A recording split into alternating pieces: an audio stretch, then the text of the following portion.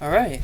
Hello, citizens of the Nigelverse. It is Nigel here once again, and this is going to be another match review. So, I'll be honest here. I'll be honest with this match.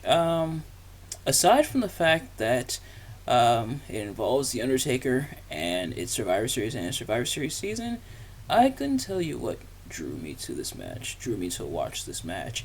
But nevertheless, as a year after Survivor Series, after his debut at the previous year's Survivor Series, The Undertaker is getting a WWE Championship match. So, can he overcome the magic and the might of Hulkamania to win the WWE Championship?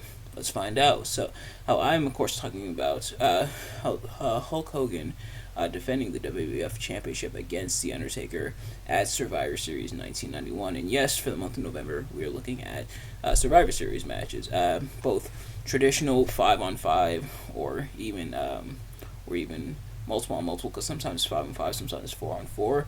Heck, I even saw a 3-on-3, I think. But so we're looking at Survivor Series matches for the month of November, and as well as matches that happened at Survivor Series. But nevertheless, of course, I'm not professional wrestling reviewer analyst, just a man who enjoys a good time, which sadly wasn't necessarily had here. Or was this a horrible match? Not really. But it wasn't necessarily good, unfortunately. So, without further ado, let's get right into it. So, for those of you who have seen these reviews before, you kind of already know how this works. For those of you who haven't, I'm going to be talking about what I liked and what I disliked. So, starting with what I liked, The Undertaker is treated as a big deal in this match, which is good. Of course, going against the top star at the time for the top prize at the time definitely will do that, but they definitely treat him like a major deal. And reading into the wiki here, aside from house show appearances, The Undertaker actually got this championship opportunity because he hadn't been pinned in the entire year in his time in the company, which is impressive. So The Undertaker going on a bit of an unbeaten streak, which would be familiar with his career going forward, as you may or may not know. But nevertheless, Undertaker in his debut year in WWF hadn't been pinned, so he got this WWE Championship match against Hogan. And Undertaker, for the most part, being treated like a big deal, getting majority of the offense in. Hogan does get some stuff in, and of course, especially with the Hulk up and everything. But yeah, Undertaker gets quite a bit of time to shine, and throughout this match, and Undertaker actually picked up the win here and wins the WWF Championship, which we will get to. But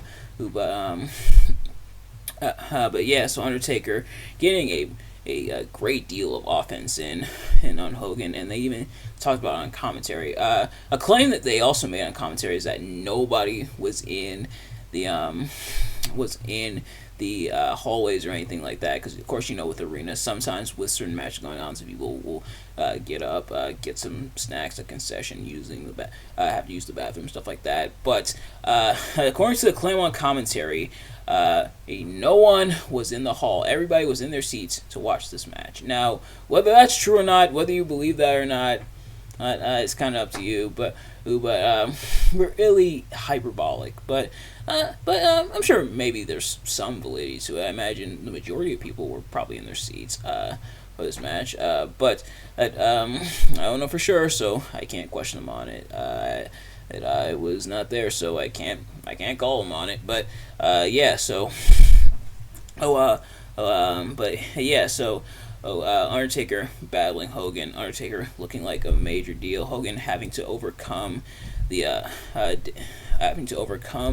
Undertaker and Paul Bearer, who's providing some interference, as well as Ric Flair. Ric Flair shows up and helps out the Undertaker pick up the win over Hogan, and we will get to that in a little bit because that is something that we should address. But yeah, so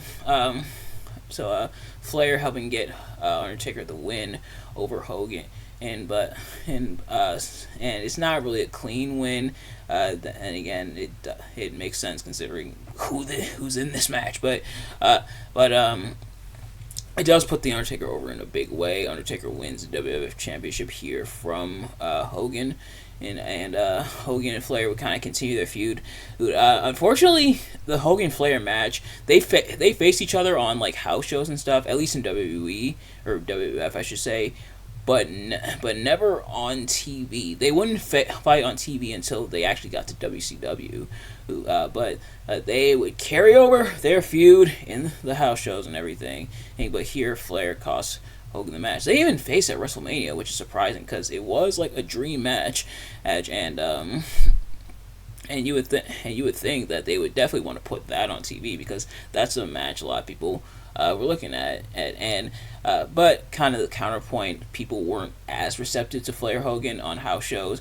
But then to counter that counterpoint, people weren't as receptive to the Royal Rumble, and look how that turned out. But so Flair Hogan kind of continuing their rivalry here. Flair, or at this point, this is the brief time he went from WCW to WWF while he still had the WCW World Heavyweight Championship because he felt he owned it due to the deposit he put down the title. So this was that period, so they were feuding, continuing that feud, and so Flair essentially cost Hogan the match. Now for what I didn't really like about it. The match is kind of slow at a lot of points, and the majority of it is chokes. The Undertaker like choking out Hogan, and there is some moments of like Hogan doing his hulking up and stuff. Obviously, there's that, but the majority of it is Undertaker like attacking Hogan and like choking out Hogan and like on the ropes and stuff. The classic spot where they choke them on the ropes and the referee does the count and everything. And so that is a good majority of this match, and it does get a little grating at times. Like it does drag a little bit because of that, which is unfortunate. The Undertaker's character is supposed to be slow and lumbering, but I think they went a little too overboard with it. Undertaker was still athletic. We saw a little bit of athleticism, but majority of that very slow with like the chokes and stuff. So unfortunately, was kind of disappointing on that front. And there is something else that we have to bring up, and I'm sure it's the moment you all were waiting for, the finish. This really shouldn't count towards the finish of the match because it's within the match, but it's not like it's kind of a weird area. Like it happens in the match, obviously, but with my explanation of it, it almost seemed like it shouldn't really count in the match, at least in terms of describing the match, because it's more of something that happened after the match and something that happened out of kayfabe, actually. But then again, I'd be remiss if I didn't bring this up. Undertaker almost got in trouble because of this. So Hogan, when complained that the Undertaker dropped him on his head/neck, and you can even see Hogan saying, "You got me, brother." Like you can kind of see him mouthing it after he's nailed with the tombstone so Hogan alleging that Undertaker dropped him on his head/neck, and I believe he tried to suggest that Undertaker broke his neck. But if you look at the tombstone, so the finish of the match, so the finish that is being talked about, the finish that's caused this kind of stir and everything, and they talk about, they did a video discussing it. Undertaker did a video discussing it some time ago, a couple years ago, which is how I even know of this. But maybe that's what compelled me to watch the match. But if you look at the footage, so the finish is supposed to be Undertaker tombstoning Hogan onto the chair that Ric Flair slid in the ring while Paul Bearer has the referee distracted. So Undertaker tombstones Hogan onto the chair. Now, Hogan, and for his claims to be believed, Hogan is essentially implying that his head and everything hit the chair.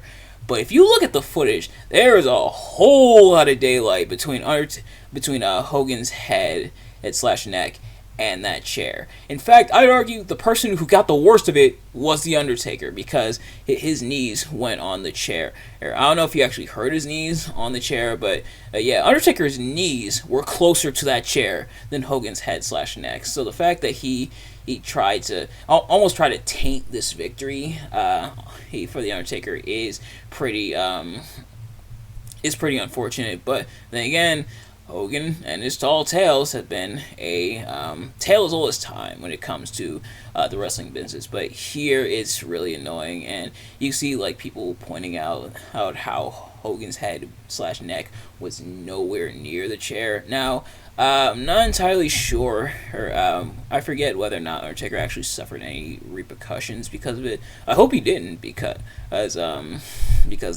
BS. Is Hogan and allegedly having his head bounce off the chair, or hitting the chair, I should say. But yeah. So Hogan tried to taint that victory, and never change, Hogan. Never change. But nevertheless, that's going to do it for this review. Thank you all so much for watching. I hope you enjoyed. If you did, please do me a favor. Like, comment, subscribe, share with your friends. Turn on post notifications so you know every time I upload a video so you can see as soon as it drops. Let me know in the comments below your thoughts on the match and my review of the match. Did you like to select the match? Did you like to select a review of the match? And I promise, I believe most, if not all, the matches do get better from here in terms of what we're reviewing at Survivor Series. So that's good, at least. But nevertheless, thank you all so much for watching, and I will see you guys later. Peace.